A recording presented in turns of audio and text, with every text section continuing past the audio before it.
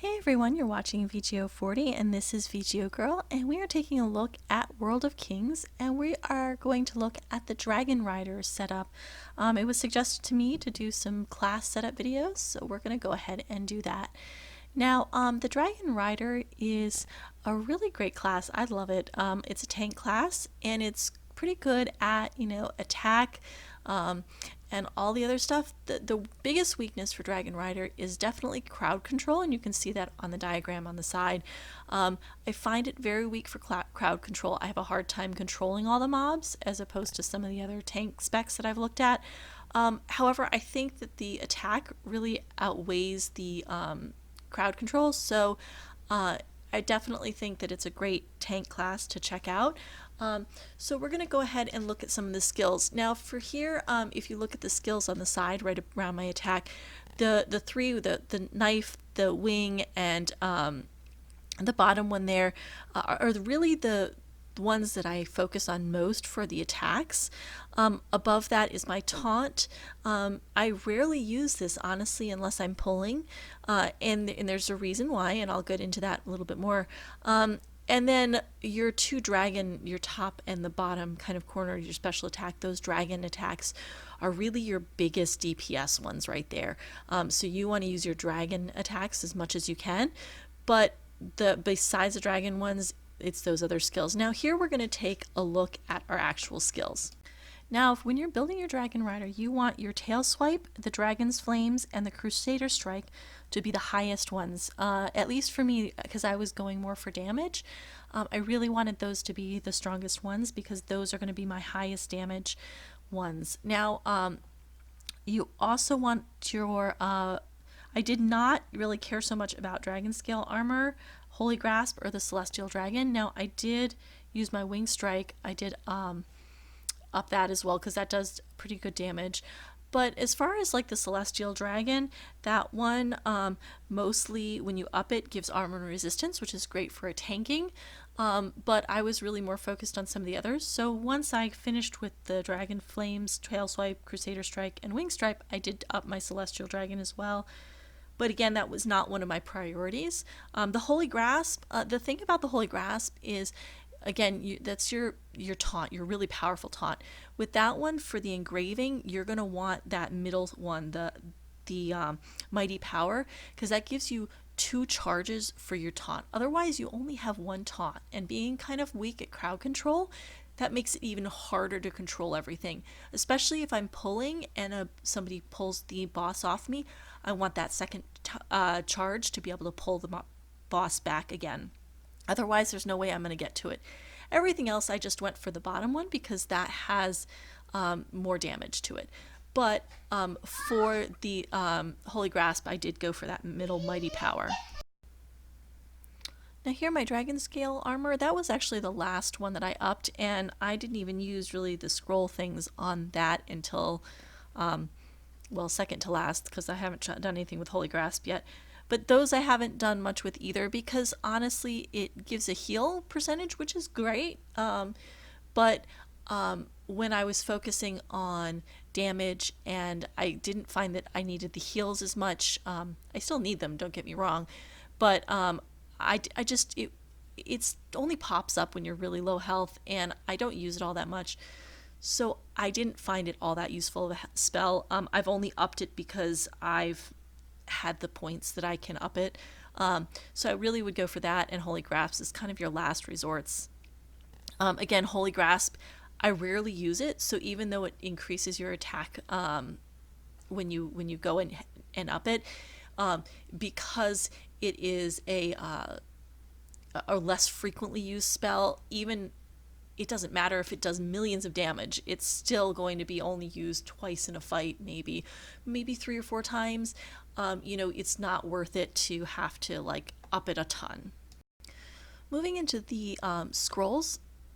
Now for these, I did not put anything in Holy Grasp, and honestly up until like the other day I didn't put anything in Dragon Scale Armor either. So I'm going to kind of skip over those. I will add though that with the Holy Grasp, I would not do the most highest one, the purple with the down at the bottom with the movement speed, because a lot of times when I'm pulling the boss, I want him to come to me quickly. I don't want him to slowly mosey along.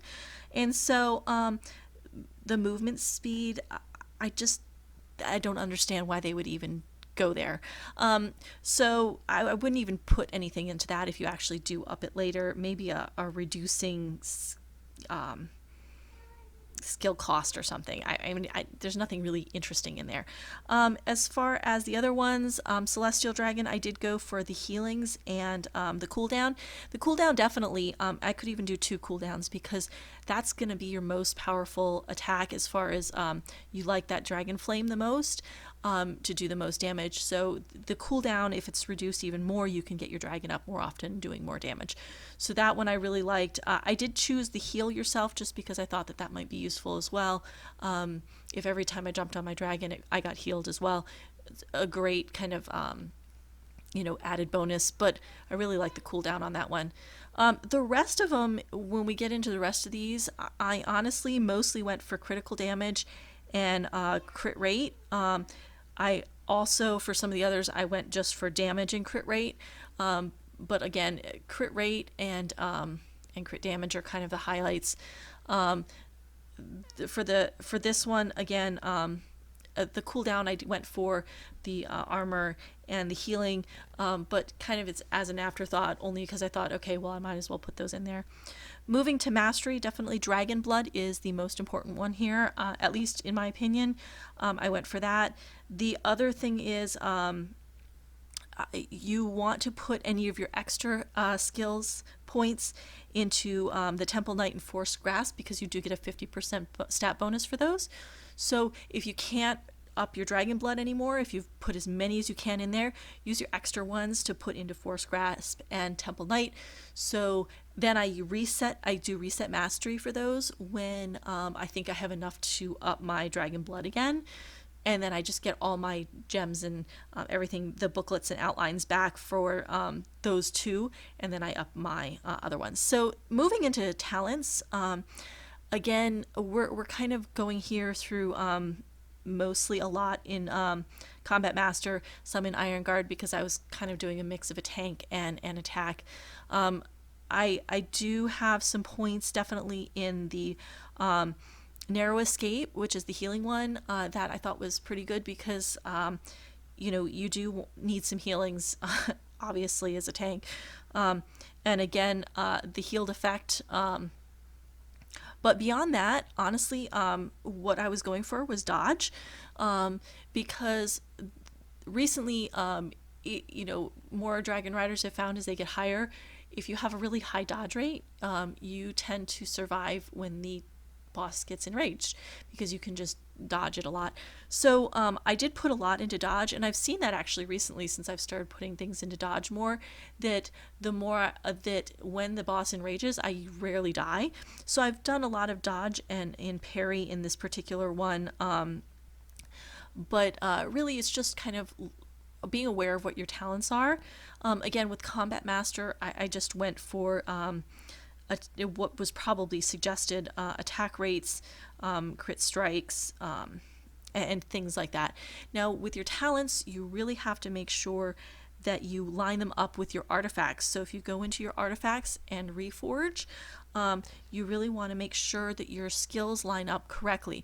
So if I go in here, this has kind of the look of the skill, but if I go to one that I don't actually have down here at the bottom, I have that red text kind of in the center there, and it's telling me that I don't have any skill points in there. So even if I were to choose this, I'm not getting a stat bonus for it.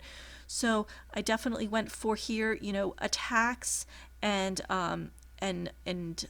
damage and dodges and things like that. So, as my main skills, and I also did some of those narrow escape for the heals. So those are kind of where I'm going with that. So a lot of these are just the cat one. That one there, Cat's Grace, is again a dodge chance. So here when I built it out, it's either all attack, crit, dodge or heals, whatever I could happen to find when I'm doing the reforge button down at the bottom, so that I can get those skills that I'm highlighting, really the heals, the dodges, and the attacks. So that's what I went for this.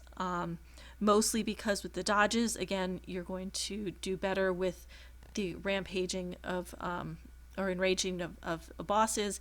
And again, I really wanted something that was going to get my my DPS up, so with the crit rates and stuff. Now in the sigils, it's pretty much the same sort of thing. I'm going for haste, dodge, strength, dex, or are my main skills that I was looking for. Again, a lot of it I kind of relayed on if I equipped it and my tank rating went up, I usually stuck with that. Again, we're kind of just going through here. I was looking, if you look as I'm clicking through, I'm doing dodge, haste, dex, strength. Those are pretty much the theme on all of mine.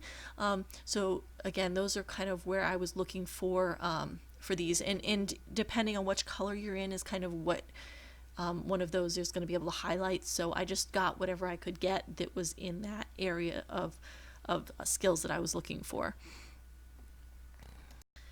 Now also, the reason I included strength in a lot of these is because if you look on your character page, that is the purple text, so that is the most recommended stat that the game suggests that you get. Alright, the last thing I'm going to take a look at are the runes, and again, I'm not going to spend too much time on this. For each of these, I'm looking at whatever riddle I can get that has either dodges, haste, or crit strikes, strength, dex. Again, the same theme that I'm going for with all the others.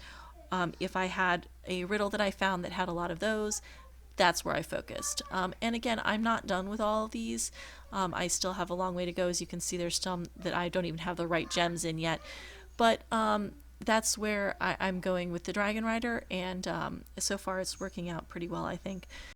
Okay, I lied. I'm going to go over my auto attack settings also. Just to give you an idea, I don't use this very often. Well, maybe I do use it a little bit more often than I think. Whenever we do lots of clearing of mobs, I'll turn it on because my thumbs get tired. So when I use this, I use mostly Dragon Flames, Tail Swipe, and Crusader Strike. Again, those three skills, also along with the Wing Strike. Those are the skills that I use mostly when I'm just kind of hitting the buttons anyway. And then also Dragon Scale Armor, just in case I get a lot of damage and I actually need to heal. Other than that, I mean, those are the attacks that I have on auto attack, and those are the main ones I use anyway. Holy Grasp I have turned off again because I really want to save my taunts for when I need them, because I've only got really 2 good ones, so I have those turned off. And then also the Celestial Dragon, because I want to use that when I'm aware that I'm using that, not just because it pops up all of a sudden, because I want to use the attack that goes with that. So I have those 2 turned off, so that's kind of the setup that I have for auto attack, and it kind of goes along with what I hit anyway when I'm fighting. So you're watching VGO Girl, and this is VGO 40, and we hopefully Dragon Riders will find this helpful as to how to set up your toon, and we will see you next time in World of Kings, and I'll try to do a couple other class videos as I get an opportunity.